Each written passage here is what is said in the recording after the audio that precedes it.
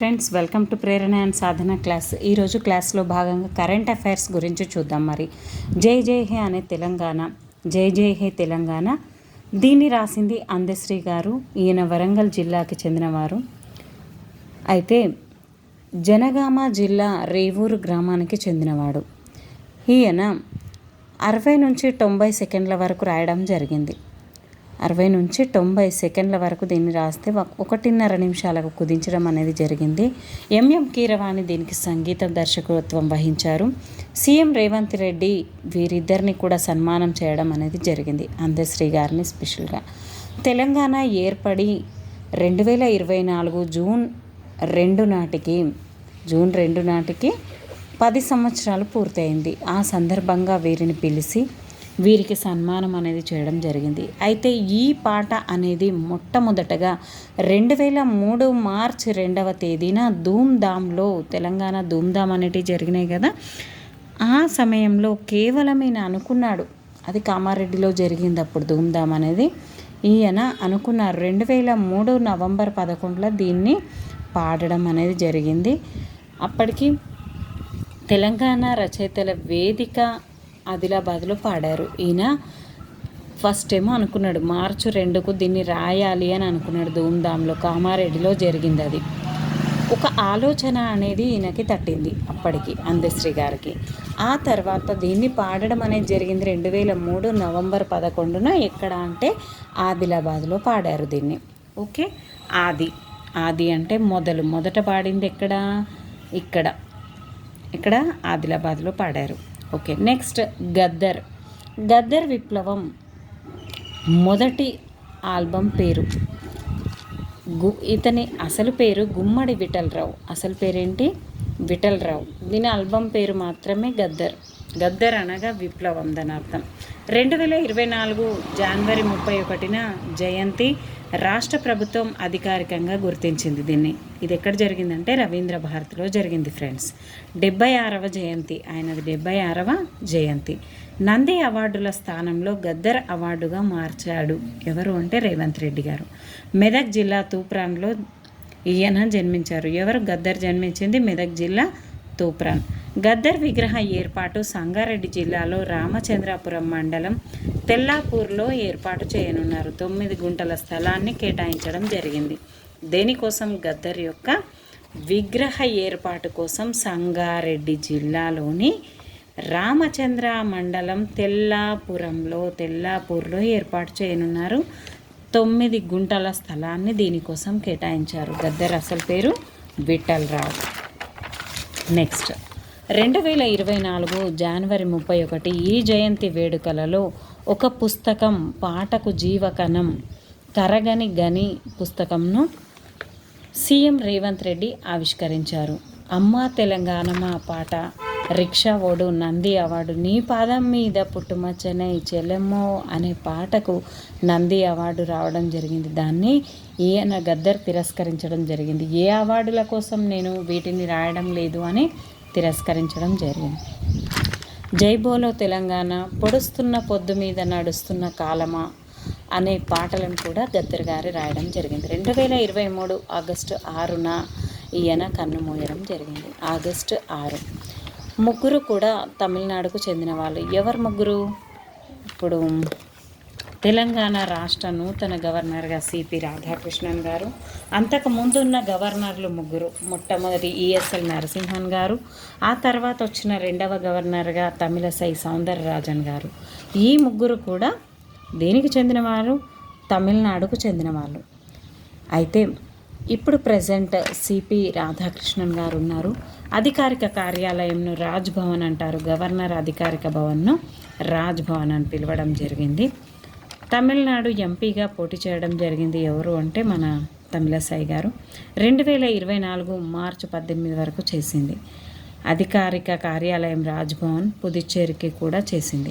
జార్ఖండ్ గవర్నర్గా ఉన్న సిపి రాధాకృష్ణన్ పుదుచ్చేరికి కూడా లెఫ్టినెంట్ గవర్నర్గా, తెలంగాణ అదనపు గవర్నర్గా ఎన్నుకోబడ్డారు 2024 మార్చి 19న. ఇప్పుడున్న ప్రజెంట్ సిపి రాధాకృష్ణన్ గారు మనకు 3వ గవర్నర్గా ఉన్నారు. ఓకే, నెక్స్ట్ ములుగు జిల్లాలో గిరిజన వైద్య విశ్వవిద్యాలయం. జాకారం ప్రాంతంలోని 335 పసర 165 ట్రైబల్ మెడికల్ యూనివర్సిటీ. 2011లో గిరిజనుల అక్షరాస్యత శాతం 49%, మహిళలు కేవలం 39%గా ఉన్నారు. 889 కోట్లు కేంద్ర ప్రభుత్వం దీనికోసం ప్రకటించడం జరిగింది. వైటీసీ యూత్ ట్రైనింగ్ సెంటర్ అనేది ఉంది. BA English, BA social sciences అనేటివి ఇక్కడ ఉన్నాయి. 2024 మార్చి 8 కిషన్ రెడ్డి కేంద్ర ఎంపీ, భారతదేశంలో 3వది కేంద్ర సాంస్కృతిక పర్యాటక శాఖ మంత్రి దీన్ని స్థాపించడం అనేది జరిగింది. ఇది భారతదేశంలో 3వది. ఏపీ విజయనగరంలో గిరిజన సెంట్రల్ యూనివర్సిటీ, ట్రైబల్ యూనివర్సిటీ అనేది ఉంది ఫ్రెండ్స్. అదేవిధంగా 2వది అమర్కంటక్, మధ్యప్రదేశ్లో అంటే అమర్కంటక్ అనేదేమో మొదటిది, ఏపీలో ఉన్నదేమో 2వది. ఇప్పుడు ట్రైబల్ 3వది ములుగు 3. ఆ విధంగా అమర్కంటక్ ఫస్ట్ది, మధ్యప్రదేశ్లోని గిరిజన విశ్వవిద్యాలయం, ఇందిరాగాంధీ నేషనల్ ట్రైబల్ యూనివర్సిటీ అంటారు. ములుగు జిల్లాలో ఉంది కాబట్టి, ఇప్పుడున్నది ములుగు జిల్లాలో ఉంది కాబట్టి సమ్మక్క సారక్క అనే సెంట్రల్ ట్రైబల్ యూనివర్సిటీ అని పెట్టాలి అని చెప్పడం జరిగింది. హైదరాబాద్లోని HCU ప్రొఫెసర్కి వంశీకృష్ణ గారు OSDగా ఉన్నారు దీనికి. ఓకే ఫ్రెండ్స్, నెక్స్ట్ భారతదేశపు మొట్టమొదటి ఎపిగ్రఫీ మ్యూజియంను హైదరాబాద్లో సాలార్జంగ్ మ్యూజియంతో పాటుగా శాసనాలను గురించి అధ్యయనం చేసేదాన్ని ఎపిగ్రఫీ అంటారు. మరి కిషన్ రెడ్డి గారు దీన్ని ప్రారంభించడం జరిగింది. దేశంలోని మొట్టమొదటి జాతీయ epigraphy museum national museum of epigraphy అనడం జరుగుతుంది. కేంద్ర సాంస్కృతిక పర్యాటక శాఖ మంత్రి ఫిబ్రవరి 5న హైదరాబాద్లో శంకుస్థాపన చేశారు. ఆర్కోలాజికల్ పురావస్తు ASI survey of India Hyderabad ఆధ్వర్యంలో సాలార్జంగ్ మ్యూజియం వెస్టర్న్ బ్లాక్లో దీన్ని ఏర్పాటు చేయనున్నారు. నెక్స్ట్, ఇంద్రవెల్లి అమరవీరుల స్తూపం 1981 ఏప్రిల్ 20 టంగుటూరి అంజయ్య కాలంలో గిరిజన రైతు కూలీ సంఘం అనేది ఏర్పడింది. కుమరం భీం జల్ జంగల్ జమీన్ అనే నినాదం ఇవ్వడం జరిగింది. 13 మంది గిరిజనులు చనిపోయారు ఆ టైంలో. నెక్స్ట్, జీనియస్ విన్నర్స్ రచయిత రేవంత్ రెడ్డి 2023 డిసెంబర్ 7న ముఖ్యమంత్రి అవ్వడం జరిగింది. డిసెంబర్ 7. అయితే 2024 ఫిబ్రవరి 2 తెలంగాణ ఇంద్రవెల్లిలో పునర్నిర్మాణ సభ ఏర్పాటు చేశాడు. రేవంత్ రెడ్డి అమరవీరుల స్మృతి వనానికి భూమి పూజ చేశారు. ఆదిలాబాద్ కేష్లాపూర్ ఆదివాసుల ఆరాధ్య దైవం నాగోబా జాతర 5 లక్షలు కేటాయించడం జరిగింది. ముఖ్యమంత్రి హోదాలో మొదటి సభ ఇంద్రవెల్లిలో జరిగింది. ఇంద్రుడిలాగా అనుకోవాలని ఇంద్రవెల్లిలో జరిగింది. రాష్ట్రంలో ప్రణాళికా సంఘం ఉపాధ్యక్షుడిగా డాక్టర్ చెన్నారెడ్డి 2024 ఫిబ్రవరి 29న మహాత్మా జ్యోతి బాపులే ప్రజావాణి కార్యక్రమంలో బాధ్యతలు స్వీకరించడం జరిగింది. ఈ విధంగా ముఖ్యమంత్రిగా బాధ్యతలు అనేది స్వీకరించడం జరిగింది. ప్రణాళికా సంఘం ఉపాధ్యక్షుడిగా ఇతను రావడం జరిగింది. నెక్స్ట్, భారతరత్న అవార్డు, అదేవిధంగా పద్మ అవార్డులు అనేటివి 132 మందికి ఇవ్వడం జరిగింది. 132 పండ్లు లేదా 1, 2, 3 మధ్యలో 3 ఉంది, ఆ విధంగా గుర్తుపెట్టుకోండి. పద్మశ్రీ అవార్డు గ్రహీతలకు 25 లక్షల నగదు, నెలకు 25,000 పెన్షన్గా ఇస్తున్నారు. అయితే 2024 సంవత్సరానికి గాను పద్మ అవార్డులను పొందిన వారికి 2024 ఫిబ్రవరి 4 హైదరాబాద్లోని మాదాపూర్లో గల శిల్పకళా వేదికలో ఏర్పాటు చేసిన కార్యక్రమం ఘనంగా సన్మానించారు. ఈ కార్యక్రమానికి సీఎం రేవంత్ రెడ్డి గారు హాజరయ్యారు. పద్మశ్రీ పురస్కారాలకు ఎంపికైన వారికి రాష్ట్ర ప్రభుత్వం తరఫున 25 లక్షల నగదు బహుమతి, ఖర్చుల నిమిత్తం 25,000 పెన్షన్ ఇవ్వాలని 25,000 అదేమే 25 లక్షలు 25,000 పెన్షన్ ఇవ్వాలని చెప్పారు. తెలంగాణ నుండి 2024 గాను పద్మశ్రీ పొందిన వారు గడ్డం సమ్మయ్య, కళలు చిందు యక్షగానం గడ్డం సమ్మయ్య, దాసరి కొండప్ప కళలు బుర్ర వీణ వాయిద్య కళ, అలాగే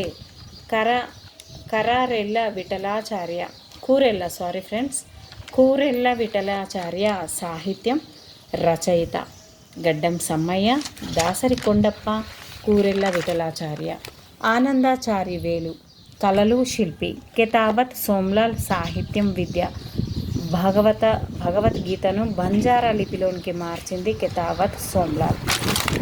టీ సేఫ్ యాప్ అనేది ఆవిష్కరించడం జరిగింది. డయల్ 100 or 112 8 నంబర్కి కాల్ చేస్తే టీ సేఫ్ యాప్ అనేది వస్తుంది. ట్రావెల్ సేఫ్ యాప్ అంటారు. టీ సేఫ్ అంటే మహిళలు చిన్నారుల భద్రత కోసం ట్రావెల్ సేఫ్ పేరుతో తెలంగాణ మహిళా భద్రతా విభాగం అందుబాటులోనికి తెచ్చిన ఈ సేవలను సీఎం రేవంత్ రెడ్డి 2024 మార్చి 12న ఆవిష్కరించారు. ఈ సేవలను అందుబాటులోనికి తెచ్చిన తొలి రాష్ట్రంగా తెలంగాణ నిలిచింది.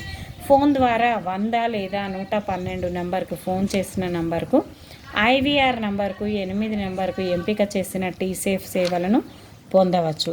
IVR number interactive voice response అని దీని full form, abbreviation IVR, interactive voice response. Anaemia Mukt Telangana. ఇది అంటే ఏంటంటే వాళ్ళు ఎక్కడున్నారో వాళ్ళ వాయిస్ని రికార్డ్ అనేది వాళ్ళకి చేరుతుంది. దాని ద్వారా వాళ్ళు ఏ ప్లేస్లో వీళ్ళు ఉన్నా కానీ వాళ్ళని సేవ్ చేయడం జరుగుతుంది. T safe app. Anaemia Mukt Telangana. రక్తహీనత, రక్తంలో ఎర్ర రక్త కణాల్లో మరియు హిమోగ్లోబిన్ అనేది తగ్గడం. హిమోగ్లోబిన్ ఉండడం వల్లనే మన రక్తం అనేది రెడ్గా ఉంటుంది. మరి ఇదే తగ్గడం అనేది జరుగుతుంది కాబట్టి సంగారెడ్డి జిల్లా చౌటుకూరు మండలం శివంపేట ప్రభుత్వ ఉన్నత పాఠశాలలో జాతీయ బాలికల దినోత్సవం సందర్భంగా జనవరి 24, 2024లో ఈ కార్యక్రమాన్ని రాష్ట్ర వైద్య ఆరోగ్య శాఖ మంత్రి దామోదర్ రాజనరసింహ ప్రారంభించడం జరిగింది. ఆరోగ్య శాఖ మంత్రి. ఇందిరాగాంధీ జయంతి అనేది జనవరి 24, 1966 ఏప్రిల్ 24లో ఈమె జన్మించారు. ఆ 24వ తేదీనే బాలికల దినోత్సవంగా జరుపుకుంటున్నాం. 8వ తరగతి నుంచి ఇంటర్మీడియట్ వరకు గల విద్యార్థుల ఆరోగ్యం బాగుండాలన్న లక్ష్యంతో ప్రభుత్వం ఈ కార్యక్రమానికి శ్రీకారం చుట్టింది. నోట్: 2024 జనవరి 24న 1966 ఇందిరాగాంధీ భారత తొలి ప్రధానమంత్రిగా, మహిళా ప్రధానిగా బాధ్యతలు స్వీకరించారు. సారీ ఫ్రెండ్స్, ఈమె జయంతి కాదు ఇక్కడ, ఈమె యొక్క బాధ్యతలు స్వీకరించిన రోజు. మొట్టమొదటిది మహిళా ప్రధాని కాబట్టి బాధ్యతలు స్వీకరించిన రోజుకు అంత ఇంపార్టెంట్ ఇవ్వాలి కాబట్టి బాలికల దినోత్సవాన్ని జరుపుకుంటున్నాం. రాష్ట్రంలో తొలి పాలిటెక్నిక్ కాలేజీని తొలి గవర్నమెంట్ ఇంజనీరింగ్ కాలేజీగా మార్చారు. కొడంగల్ నియోజకవర్గం నుంచి వికారాబాద్ కోస్లీలో ప్రారంభించారు. రేవంత్ రెడ్డి గారు కొడంగల్ నియోజకవర్గం నుంచి ఎన్నికవడం జరిగింది. ఆయన నాగర్ కర్నూల్ వాసి. బహుజన సమాజ్వాదీ పార్టీ తెలంగాణ అధ్యక్షుడు BSP RS ప్రవీణ్ కుమార్ తన పదవికి పార్టీకి రాజీనామా చేశారు. 2024 మార్చి 16న. మార్చి 18న ఎర్రవెల్లి ఫామ్ హౌస్లో కేసీఆర్ సమక్షంలో బీఆర్ఎస్లో చేరాడు. BSP తెలంగాణ రాష్ట్ర అధ్యక్షుడిగా తిరిగి మంద ప్రభాకర్ నియమితులయ్యారు. TS పేరును TGగా మార్పు. 2024 మార్చి 15 నుండి TGగా మార్చారు. ఖైరతాబాద్లో డాక్టర్ జ్యోతి బుద్ధ ఆది ప్రారంభించడం జరిగింది. TG 090001 9,61,111. TUVWXYZలోని ట్రావెల్ వెహికల్స్ స్టార్ట్ అవుతుంది. TS 16Z అంటే జహీరా బేగం పేరు. ఇది మీర్ ఉస్మాన్ అలీ ఖాన్ 7వ నిజాం యొక్క తల్లి పేరు. Z ఉంటే ఆ విధంగా జహీరా బేగం అని గుర్తుపెట్టుకోవాలి బస్ నెంబర్ల పైన. నెక్స్ట్, ఇవన్నీ కూడా ట్రావెల్ కోసం ఉపయోగించే ప్రైవేట్ సంస్థలే. Z ఉంటే మాత్రం జహీరా బేగం అని గుర్తుపెట్టుకోవాలి. హైకోర్టు. ప్రస్తుతం హైకోర్టు 1919లో మీర్ ఉస్మాన్ అలీ ఖాన్ కట్టించాడు. 2019కి ఇది 100 సంవత్సరాలు పూర్తి చేసుకుంది. రాజేంద్ర నగర్లో నూతన హైకోర్టు భవన నిర్మాణం కోసం శంకుస్థాపన అనేది జరగడం జరిగింది. రంగారెడ్డి జిల్లా రాజేంద్ర నగర్ మండలంలోని ప్రొఫెసర్ జయశంకర్ తెలంగాణ అగ్రికల్చరల్, కొండా లక్ష్మణ్ బాపూజీ తెలంగాణ హార్టికల్చరల్కు చెందిన యూనివర్సిటీల వద్ద కేటాయించిన 100 ఎకరాల స్థలంలో నూతన హైకోర్టు, సుప్రీంకోర్టు ప్రధాన న్యాయమూర్తి DY చంద్రచూడ్ గారు ప్రారంభించడం, శంకుస్థాపన చేయడం జరిగింది. రజాకార్ల నాయకుడు కాసిం రజ్వీ, అప్పటి హోంశాఖ మంత్రి సర్దార్ వల్లభాయ్ పటేల్. 2019 జనవరి 1 నుండి తెలంగాణ హైకోర్టు 1956 ఏపీ హైకోర్టు అనేది ఏర్పడింది. 1919 ఏడవ నిజాం మీర్ ఉస్మాన్ అలీ ఖాన్ వీటిని ఏర్పాటు చేయడం జరిగింది. మొన్న 2019కి 100 సంవత్సరాలు పూర్తి చేసుకుంది మన హైకోర్టు. మరి మొత్తం హైకోర్టుల సంఖ్య, దేశంలో మొత్తం హైకోర్టుల సంఖ్య 25 ఉంది. హైకోర్టు ప్రధాన న్యాయమూర్తి పేరు తెలంగాణ హైకోర్టు ప్రధాన న్యాయమూర్తి అలోక్ అరాధే గారు ఉన్నారు. మరి గణతంత్ర దినోత్సవ వేడుకలు 2024, మరి 75వ గణతంత్ర దినోత్సవ వేడుకలు అనేటివి జరిగాయి. 1950 జనవరి 26 నుండి జరుగుతున్నాయి. ఢిల్లీలో ప్రధాన కేంద్రం ఢిల్లీ. ఆగస్టు 15 ప్రధానమంత్రి జెండాను ఎగురవేస్తారు. అదేవిధంగా జనవరి 26న రాష్ట్రపతి గారు ఎగురవేయడం జరుగుతుంది. ప్రస్తుత రాష్ట్రపతి ద్రౌపది ముర్ము గారు. 1950 ఇండోనేషియా అప్పటి అధ్యక్షుడు సుకార్నో మొట్టమొదటి గెస్ట్గా రావడం జరిగింది. మరి ప్రస్తుతం 2024 ఫిబ్రవరి 12 నుండి జనరల్ ప్రభావో సుబ్రియాటో క్లూ ఏంటంటే సచ్చినోడు ఆటో ఇండోనేషియా ఉంది. ఏంటి ఇక్కడ ఇండోనేషియా సుకార్నో, అదేవిధంగా సుబ్బిగాడు అని గుర్తుపెట్టుకోండి, ప్రభావో సుబ్రియాటో. ఆ తర్వాత 2023 ఈజిప్ట్ అధ్యక్షుడు అబ్దుల్ ఫతా అల్సిసి గారు రావడం జరిగింది. ఈజిప్ట్ అధ్యక్షుడు ఆయన. 2024 ఫ్రాన్స్ అధ్యక్షుడు ఇమాన్యుయల్ మ్యాక్రోన్ గారు రావడం జరిగింది. ఫ్రాన్స్కి 6వసారి, వాస్తవానికి అమెరికా అధ్యక్షుడు రావాలి కానీ ఫ్రాన్స్ అధ్యక్షుడు రావడం జరిగింది ఇమాన్యుయల్ మ్యాక్రోన్. ఎక్కువసార్లు ఈజిప్ట్ నుండి వచ్చారు. ఇప్పటి వరకు గణతంత్ర వేడుకలకు ఎక్కువసార్లు మనకి ఈజిప్ట్ నుండి రావడం జరిగింది. మరి 75వ గణతంత్ర థీమ్ ఏంటంటే వికసిత్ భారత్, లోక్తాంత్రిక్ మాతృక్. కర్తవ్యపథ్ ఢిల్లీలో నిర్వహించారు. ఒకప్పుడు రాజ్పథ్ అనేవారు, ఇప్పుడు కర్తవ్యపథ్ అంటున్నారు. సాంప్రదాయ గుర్రపు బగ్గీలో రావడం జరిగింది. వీళ్ళు ఎవరు? మన ఇమాన్యుయల్ మ్యాక్రోన్ గారు, ఫ్రాన్స్ అధ్యక్షుడైనటువంటి. రఫేల్ యుద్ధ విమానాలు 36 విన్యాసం చేయడం జరిగింది. 16 రాష్ట్రాలు 9 శకటాలు పాల్గొన్నాయి. జడ్జీలు అదేవిధంగా ఒరిస్సా శకటాన్ని ఎంపిక చేశారు. ఒరిస్సా శకటాన్ని ఎంపిక చేశారు. మహిళా సాధికారత హస్తకళలు ప్రదర్శించారు. ప్రజల విభాగంలో గుజరాత్ నిలిచింది. దోల్దో పర్యాటక శకటానికి రావడం జరిగింది. జడ్జీలు చేస్తేనేమో ఒరిస్సాకి రావడం జరిగింది. ప్రజల విభాగంలో అయితే గుజరాత్ రావడం జరిగింది. నెక్స్ట్ 18వ లోక్సభ ఎన్నికలు 2024, 17వ 2019 మార్చి 10 7 దశలో జరుగుతున్నాయి. అప్పుడు జరిగాయి.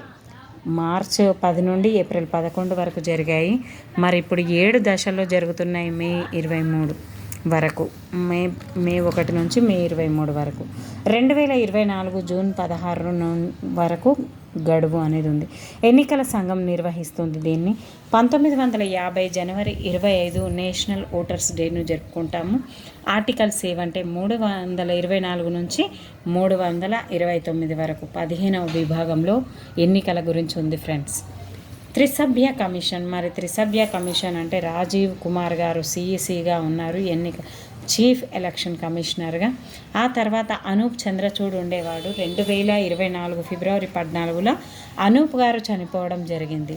అదేవిధంగా అరుణ్ గోమతో మార్చ్ 9న రాజీనామా చేశారు. మరి వీరి ప్లేస్లలో మనకి కావాలి కాబట్టి జ్ఞానేష్ కుమార్ నూతన ఎన్నికల కమిషనర్గా జ్ఞానేష్ కుమార్.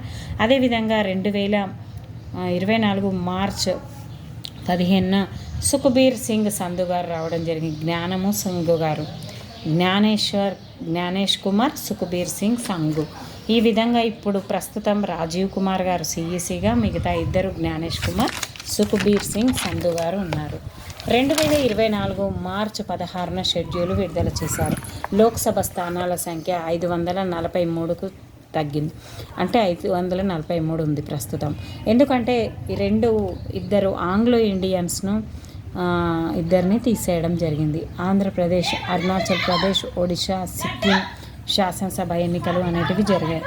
AAOS ఆంధ్రప్రదేశ్, అరుణాచల్ ప్రదేశ్, అదేవిధంగా ఒడిశా, సిక్కిం ఇక్కడ శాసనసభలు ఎన్నికలు అనేటివి జరిగాయి. ఎమ్మెల్యే స్థానానికి మాత్రమే సికింద్రాబాద్ కంటోన్మెంట్లో జరిగాయి. నందితారెడ్డి యాక్సిడెంట్లో చనిపోయారు కాబట్టి ఉప ఎన్నికలు అనేటివి జరిగాయి. ఇక్కడ ఎమ్మెల్యే స్థానానికి మాత్రమే సికింద్రాబాద్ కంటోన్మెంట్లో నందితారెడ్డి ఈమె యాక్సిడెంట్లో చనిపోయారు, అందుకని అక్కడ కూడా జరిగింది. 543 లోక్సభ స్థానాలు మొత్తం 7 దశల్లో నిర్వహించారు. ఎక్కడ జరుగుతుంది, ఈ 7 దశల్లో ఏ విధంగా జరిగాయంటే, మొదటి దశ ఏప్రిల్ 19 నుంచి 102 సీట్లు, రెండవ దశ ఏప్రిల్ 26 89, మూడవ దశ మే 7 94 సీట్లు, ఫోర్త్ది మే 13 96 సీట్లు. ఫలితాలు జూన్ 4 ఇవ్వడం జరిగింది.